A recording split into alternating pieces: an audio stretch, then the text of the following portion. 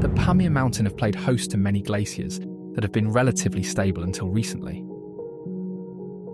Our research team from the Institute of Science and Technology Austria has been conducting fieldwork for the last several years to try to get a better understanding of the reasons why this might be the case.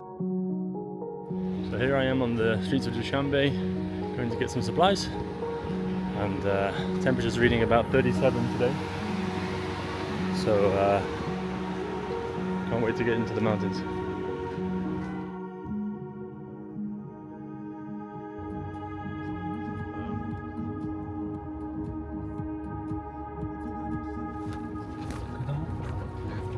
This is an example of the slightly less smooth roads.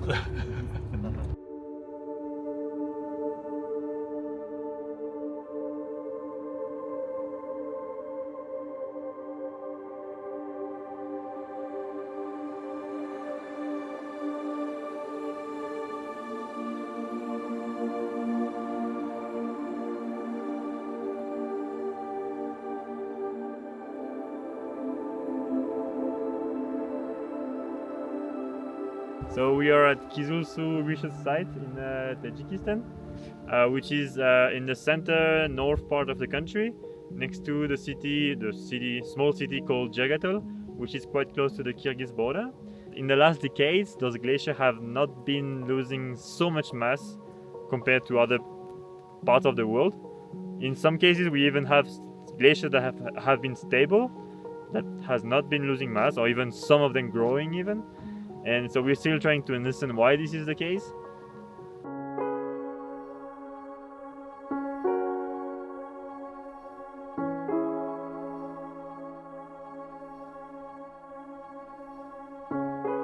Because this region is quite a dry region, every additional drop of rainfall is quite critical. So actually what we're really interested in understanding in this catchment is how much precipitation is falling, and where this precipitation is falling. And the reason why that's important, of course, is then this snow storage in the winter, which is then melting in the spring and summer months. So actually many parts of this region have very little or no observations of precipitation, in the mountain regions especially. So then we're really very clueless about how much water is here. And of course then how much water is here is important for how much water is there downstream. So this is also part of the reason why we've been coming here since 2021. We installed a big pluviometer, which is essentially a big gauge which is measuring the amount of rainfall, how much rain, when it's falling, and also with information from cameras we can understand in what form is it falling. Is it falling as rain or is it falling as snow?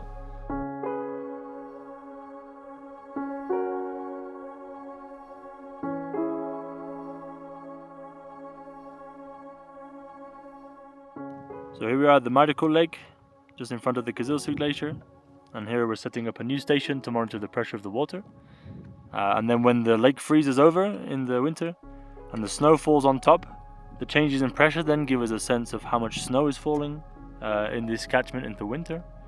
And with this we can get a sense of how much snow should be falling nearby on the glacier, which is an important factor for how healthy the glacier might stay. The glacier was doing quite well around until 2018 or so. But in the last 5 to 6 years, there's been really not many snowfalls in the winter.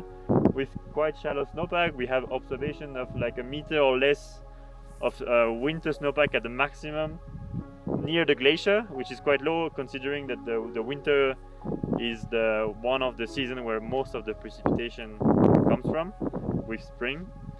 And so in the last few years, less precipitation, the glacier has been losing mass more than in the past. So day 2, we're hiking up to the Kyzylsu glacier. We're going to check the weather station that's on the glacier, and we're going to check the status of the depth gauge, which is measuring how much the glacier height has changed over the last year, and also going with a small steam drill in case we need to reinstall that station into the ice.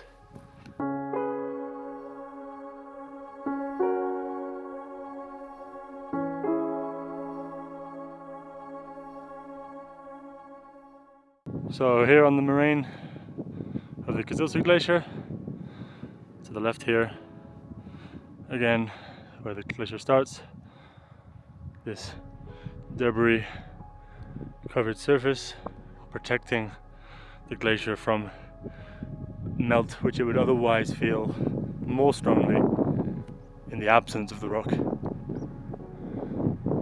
So now we're going to head down to the glacier, following this route down in search of our on-glacier weather station.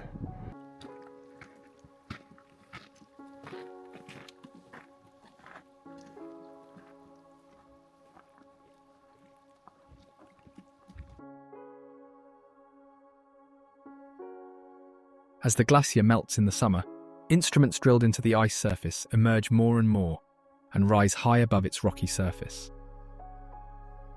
The team is able to observe these changes over the past year from the information logged by the weather station. The data show just how intense recent melting has been. Yeah, snow height in April, May, and then all melt. Very continuous melt. Huh? It's very steep, homogeneous slope. I'm looking at the temperature data. It seems that we might have broken a new record since this was installed in 2021. 22.5 degree on July 4th, we are on the glacier at 3,000, almost 3,600 meters. That's quite high, and I think I remember in Dushanbe it was probably in the capital city. It was probably around 42 degree. Now the station is reinstalled into the ice using a steam drill to continue the monitoring for the years to come.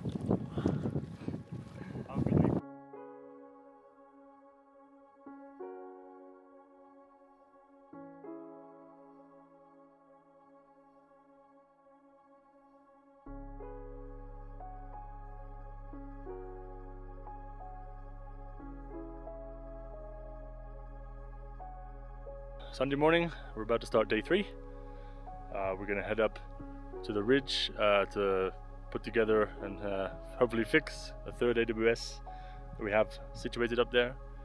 It's a lovely morning, mixed cloud, but actually just where we're headed, up behind me there on the ridge, is mostly under the cloud, so we'll see how the conditions are up there. So down below, the meltwater stream and streams coming from the Kyzylsu glacier, and now in mid-August, actually the temperature even at night time can still be a couple of degrees, so ready for the glacier. The melting never really stops, and then come early morning like now, the sun's on the glacier, the temperature starts to rise, so this melting is, you know, it was already there and now it's really kicking into full power. Which means some parts of the river are actually not so safe to cross, or at least we don't find a very easy and safe route. So we decided instead to come across here, across the glacier, come over the glacier, going over the stream, down on the other side, and then eventually up this nice little hill here to our station over there. Let's see how we go.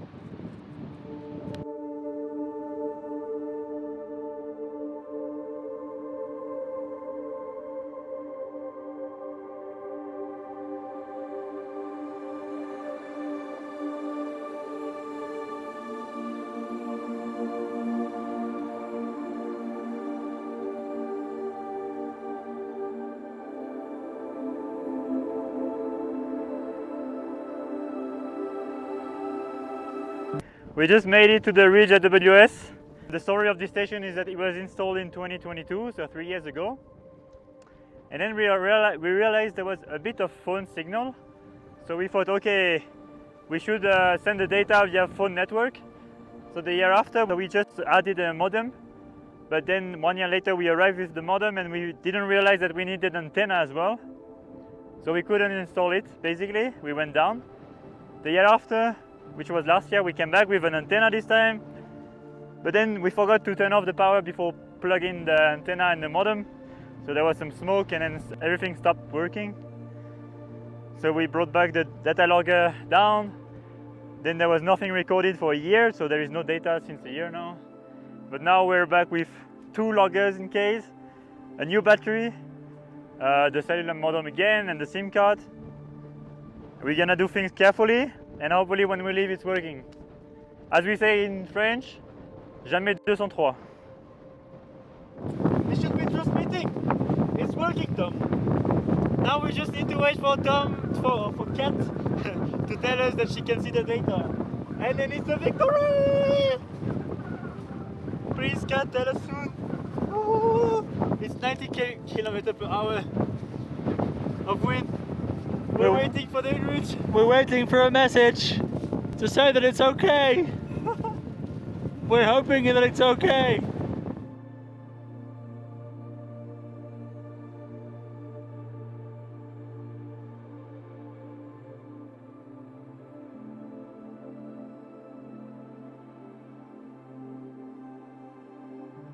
It's quite a historical day.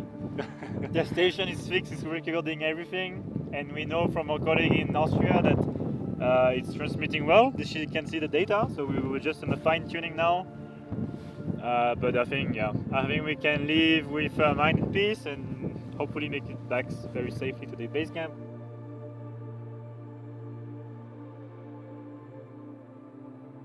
Now this is kind of the end of the project, so this was the goal of this expedition, this current expedition, to try to make it long term, because we do want this place to be a research site in the future, and that's in collaboration with our local partners. But yeah, let's see what the future holds.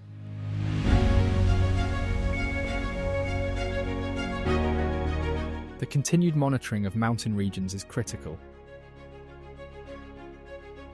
This monitoring work, the research conducted by our team, and the enormous value of local knowledge and understanding of the environment here go a long way toward estimating what the future might hold for these glaciers. However, whether their period of stability has ended for good remains to be seen.